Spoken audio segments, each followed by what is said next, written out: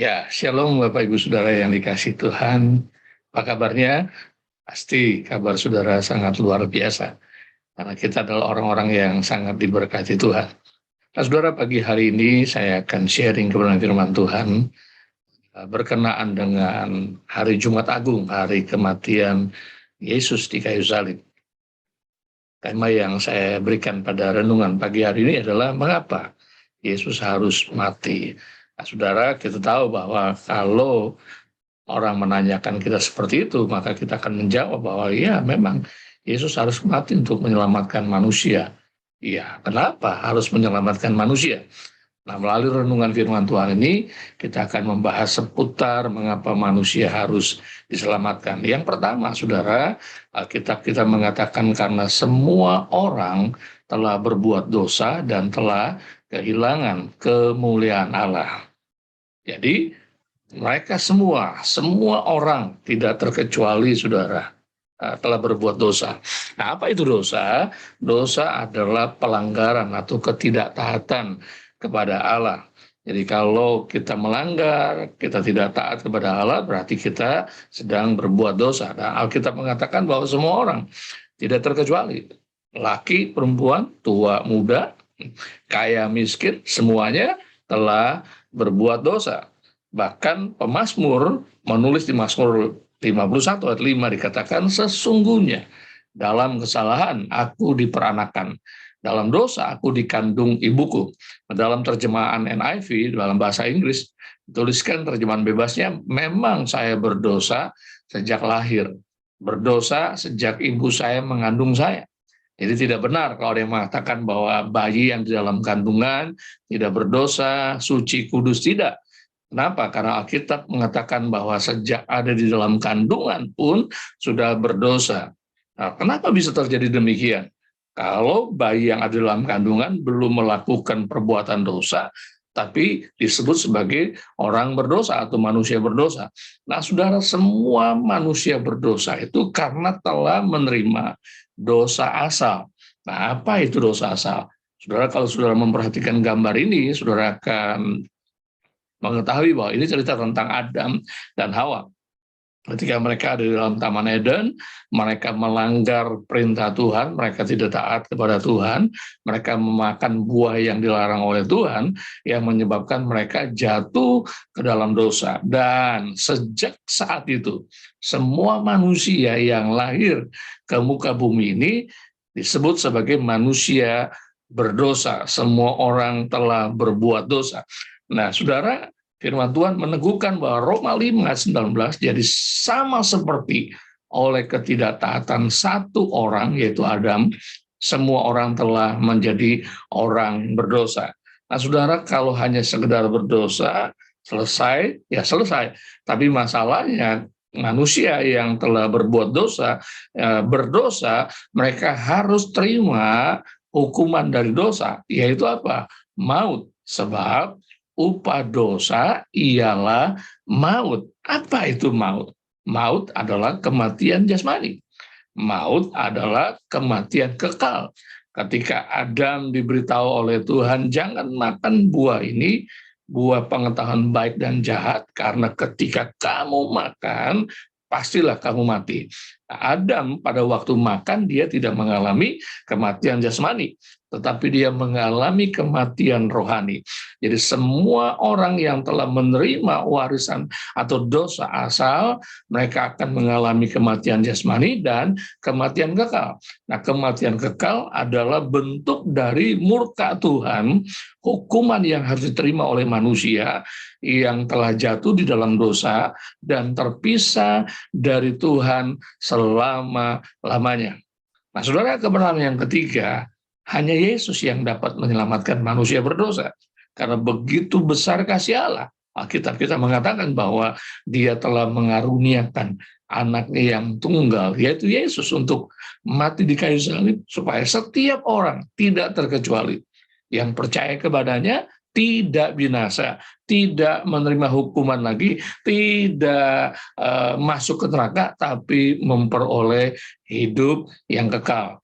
Nah, manusia berusaha untuk mencapai Tuhan, menghampiri Tuhan dengan perbuatan baik, dengan hidup saleh, mencapai pendidikan setinggi mungkin, berbuat amal sebanyak mungkin.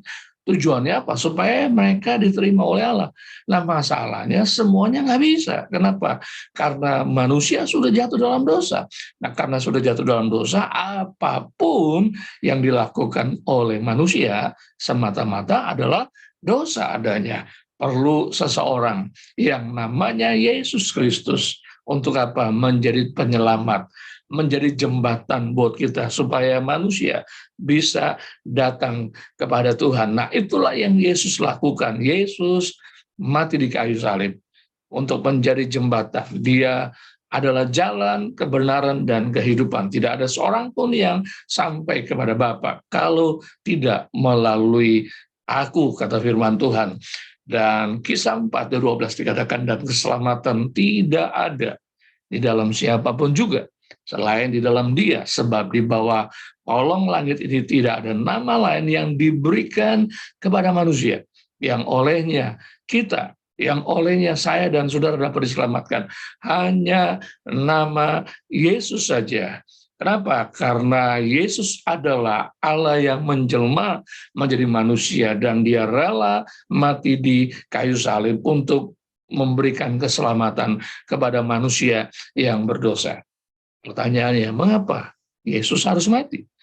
Kalau Dia Tuhan, bukankah Dia bisa punya banyak cara melakukan apapun tanpa harus mati, dan mati tergantung di kayu salib? Nah, tentu pasti ada alasannya, saudara. Kenapa, saudara? Yesus harus mati menggantikan posisi manusia yang harusnya mati, menerima hukuman Tuhan. Tapi karena Yesus yang menggantikan posisinya, jadi manusia yang berdosa yang percaya kepadanya tidak harus mati, tidak harus mengalami kematian kekal. Harusnya saya dan saudara mati, terpisah dari Allah selama-lamanya, tapi Yesus menggantikan kematian kita supaya apa? Supaya kita bisa memperoleh kehidupannya. Yesus yang terima hukuman Allah, harusnya saya dan saudara terima hukuman Allah. Tapi karena Yesus menggantikan kita, Dia menerima semua murka Tuhan, hukuman Tuhan yang harus dijatuh sama manusia, Dia tanggung. Itu sebabnya Dia harus mengalami kematian. Kematian harus digantikan dengan kematian. Nah, saudara, kenapa Yesus harus mati tergantung di kayu salib? Kristus telah menebus kita dari kutuk hukum Taurat dengan jalan menjadi kutuk karena kita. Sebab ada tertulis, terkutuklah orang yang digantung pada kayu salib.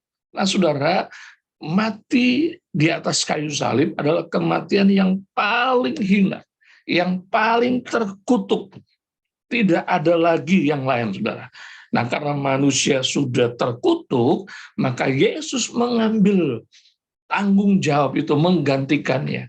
Supaya apa? Supaya kita yang harusnya terima kutuk, kutuk kita ditanggung oleh Yesus, supaya kita terima berkat Tuhan. Nah, itu yang Yesus lakukan. Dan Yesus harus mati di kayu salib. Dan Dia telah lakukan itu. Sebabnya pada hari ini kita memperingati hari kematian Tuhan kita Yesus Kristus. Nah, ketika kita memperingati kematian Tuhan kita Yesus Kristus, pertanyaan mengapa Yesus harus mati sudah terjawab. Karena semua orang termasuk saya dan saudara telah berbuat dosa. Dan kita harus menerima upah dosa, yaitu maut, kematian kekal, terpisah dari Allah selama-lamanya. Tapi puji Tuhan, Bapa di sorga adalah Bapa yang baik, yang sangat mengasihi manusia. Sebabnya Dia menganugerahkan Yesus, supaya Yesus mati untuk dapat menyelamatkan kita manusia. Dan ketika kita memperingati kematian Tuhan kita Yesus Kristus, tidak ada kata lain selain Tuhan, terima kasih. Harusnya saya, harusnya saudara yang tergantung di kayu salib, tapi Yesus menggantikannya. Harusnya saya dan saudara yang menerima hukuman kekal, tapi Yesus menggantikannya. Harusnya saya dan saudara mati terima murka Tuhan, tapi Yesus menggantikannya. Karena Yesus mengasihi kita, bahkan sangat mengasihi kita. Itu sebabnya naikkanlah ucapan syukur kita kepada Tuhan. Tuhan Yesus sangat baik buat kita. Berikanlah hidup kita sepenuhnya kepadanya sebagai bentuk kasih kita kepada Tuhan. Karena kita telah mengalami kasih yang luar biasa. Itulah makna dari kematian Tuhan kita Yesus Kristus. Dia mengasihi kita, dia mati bagi kita, dia menanggung segala kutuk dan dosa kita supaya kita diberkati oleh Tuhan, supaya kita diterima oleh Tuhan. Dan kita bersyukur Yesus sudah lakukan itu di kayu salib. Nah, sekarang kita menikmati berkat-berkatnya, anugerahnya, kuasanya. Mari kita naikkan ucapan syukur kita kepada Tuhan. Bapa di sorga, kami naikkan ucapan syukur kami kepada Engkau sangat baik. Harusnya kami yang mati karena kami berdosa. Harusnya kami yang terima hukuman Tuhan, terpisah dari Tuhan selama-lamanya. Tapi kami bersyukur, Bapa, Engkau baik, sangat baik. Engkau mengasihi kami. Engkau memberikan Yesus anakmu yang tunggal untuk mati kayu salib, menanggung semua hukuman, menanggung semua kemarahan, menanggung semua kutuk yang harusnya kami yang menerima. Tapi Yesus menggantikannya. Terima kasih Yesus. Terima kasih. Kami mempersembahkan hidup kami untuk Engkau pakai menyatakan kasih Tuhan kepada orang-orang lain. Terpujilah nama-Mu. Dalam nama Yesus Tuhan kami yang hidup. Kami naikkan ucapan syukur, kami berdoa. Amin. Tuhan Yesus memberkati kita semuanya.